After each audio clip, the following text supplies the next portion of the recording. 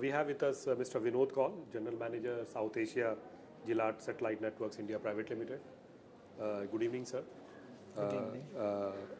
How do you look at the satellite scenario in India? Actually, if you see, there's a paradigm shift in the satellite industry, which we see primarily because the growth in the data and the growth in the rural sectors where everybody wants a ubiquitous connectivity. The ubiquitous connectivity is basically the division of the physical and the electronic space is getting reduced. So everybody wants connectivity, and that's not only voice, it is data. And that's driving terrestrial connectivity and satellite connectivity to provide all types of devices by which the people get connected. So we see that while terrestrial connectivity is doing its best, but we see that still there are areas where there is a play for satellite and which is primarily to unserved areas where terrestrial connectivity cannot reach. And even in urban areas, we see a lot of pockets where satellite has a role to play, and it's a promising new segment which is getting opened by virtue of new satellites getting launched globally and in India also. So we will see a growth of at least 30% in the equipment market, particularly in India specifically. And if you see in this year, we have seen a tremendous growth in the VSAT equipments getting rolled out, primarily in the oil and gas sector. There is a new market which is opening up called in-flight connectivity, and focus is also to include maritime and also bus part of it also. Yeah. So how do you see your company fitting into in-flight connectivity opportunity? Okay, actually in-flight connectivity globally has been operational now from last 3+ years. And India, it is currently regulated, and I hope that we have been going through a lot of discussions, and I hope it will be opened. And Gilat as such is ready with the technology which will be deployed in such aircrafts. And we have tied up with Gogo, which is one of the international IFC operators, where Gilat terminals end-to-end are deployed, providing 100 Mbps to each aircraft, 100 plus Mbps to each aircraft. Most of these aircrafts are today, most of these airlines are today global airlines, and we hope to replicate that in India also. And global airlines do come to India, and they do need the licensing in India to be opened up so that they can offer connectivity for the planes which are landing into India or flying over India.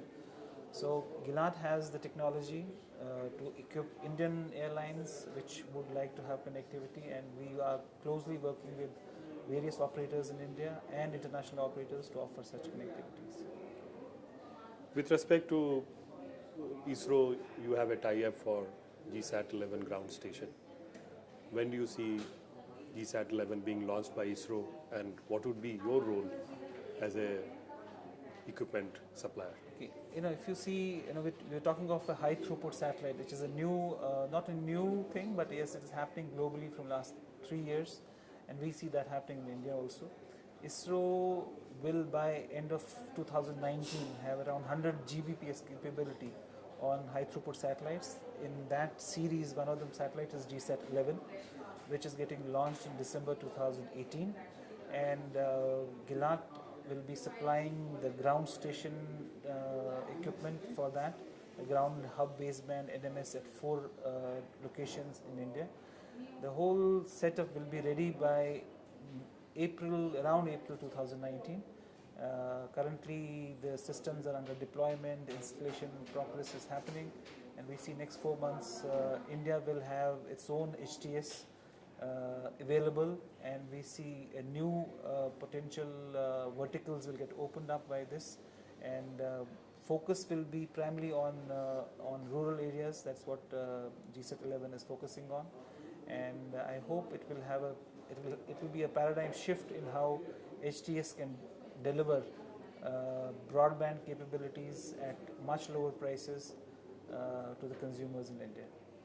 Is it a series of satellite of GSAT-11 or is it only one satellite? No, there are series of satellites. There is GSAT-11, then there is GSAT-20, there is GSAT-29, and ISRO is promising more in 2020 and 21. And I hope ISRO is capable of developing new HTS satellites, which international markets do have, and we're looking forward to such opportunities, new HTS satellites getting launched by ISRO, and meet the demand of various segments where high throughput, a lot of capability is required. So GSAT-11 will cater to entire India, or is it limited to few No, geographies? GSAT-11 has multiple beam. spot beams, Okay. and it is covered by 4 gateways, approximately 16 spot beams covering whole of India, and it is delivering in the range of 12 to 15 Gbps of capacity, and which is a good step to move ahead. You also work with a lot of VSAT service providers like Nelco, SCL and Bharti.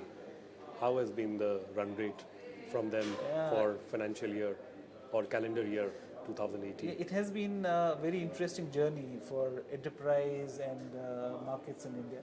While globally we see enterprise markets flattening out, but yes, India has been a promising one in the stable of Gilat. We see very few countries where enterprise has grown, which is Brazil, India, Australia, and to some extent Indonesia.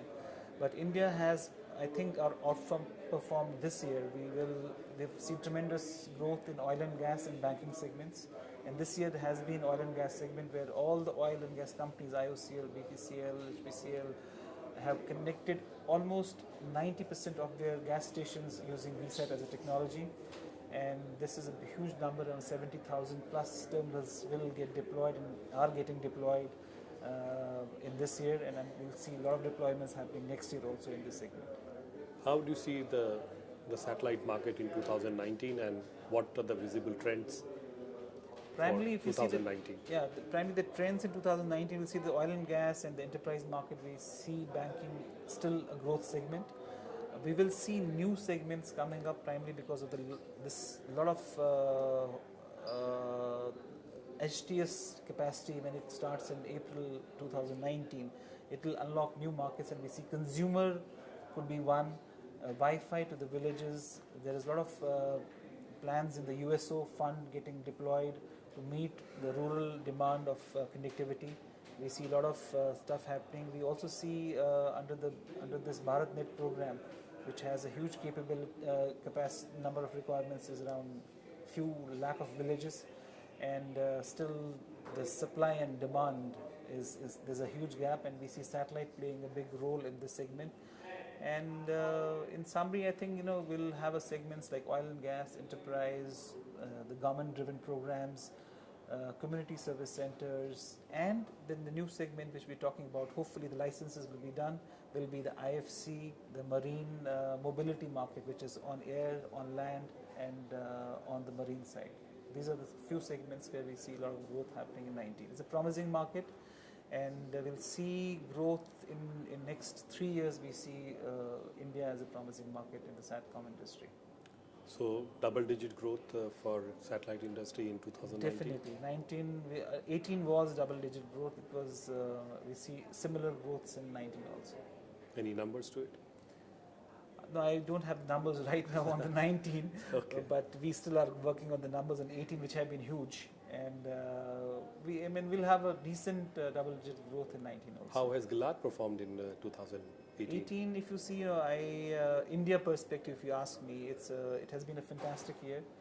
We have been, I think, able to capture decent market share on the enterprise side, particularly the oil and gas and the banking side, and one of the best years in my career in Gilat, which has been quite long, and we sold thousands of terminals through our partners, Nelco, HCL, Bharti, into the segment.